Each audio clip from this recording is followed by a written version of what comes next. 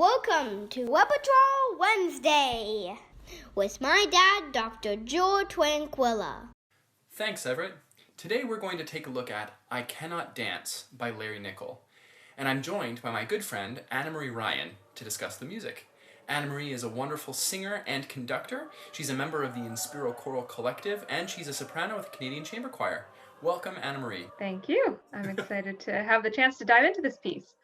So this is a piece that you sang when you were in the TWU Chamber Choir. Can you tell me a little bit about why this piece of music, through its lyrics and poetry, sort of speak to you in particular?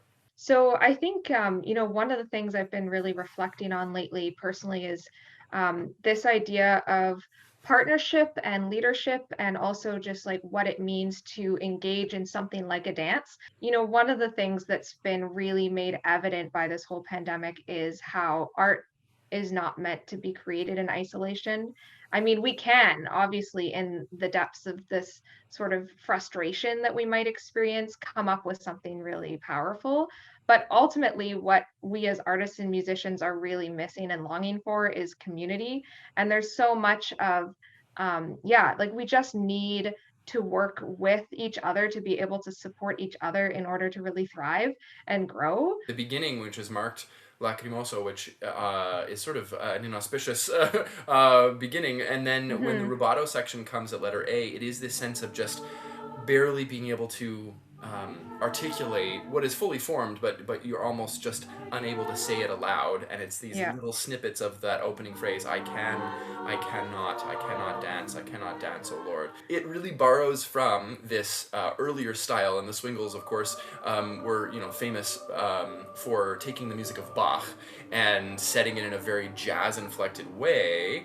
The sort of looking back obviously is connected to the text as well. So Mechthild, she was a 13th century mystic, and she was most famous for her visions. So she started having visions, according to sources, from age of 12. And so she wrote a book that describes her conversations with God and her visions, and it was called The Flowing Light of Divinity. The sort of quality that is very devotional, obviously, but that is somehow really so easily embodied. Like it does connect the spirit and the self and the body, and it embraces that in a way that is very affirming and very that is very joyful. What were some of the challenges in this piece of music that really maybe you might remember we had to spend a lot of time on?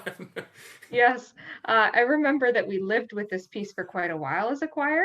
So we started working on it, preparing for the Canadian Chamber Choir to come in February, and then we performed with them in 2017. But we also performed it in Hong Kong, and so that was a year later. So there's a lot of time to live with the piece. One of the biggest challenges, I think, just that stuck out to me, definitely the rhythms, and getting into the style of the piece.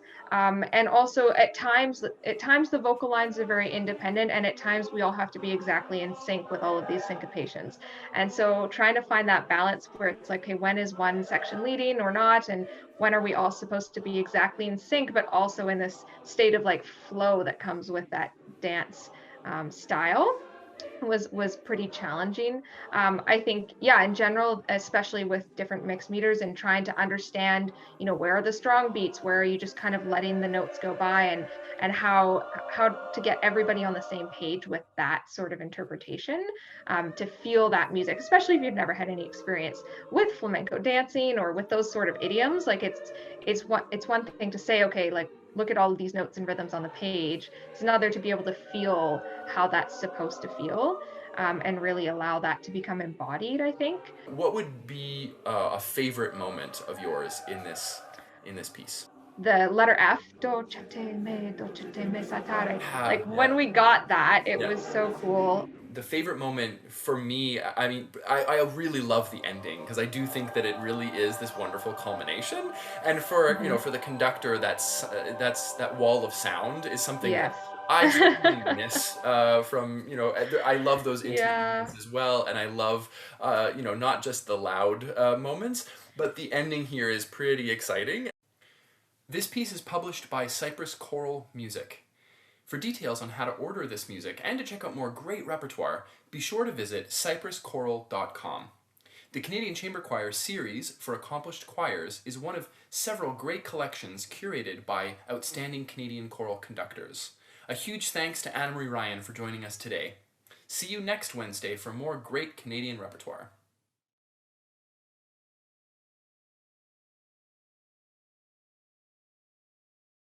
Thanks for listening.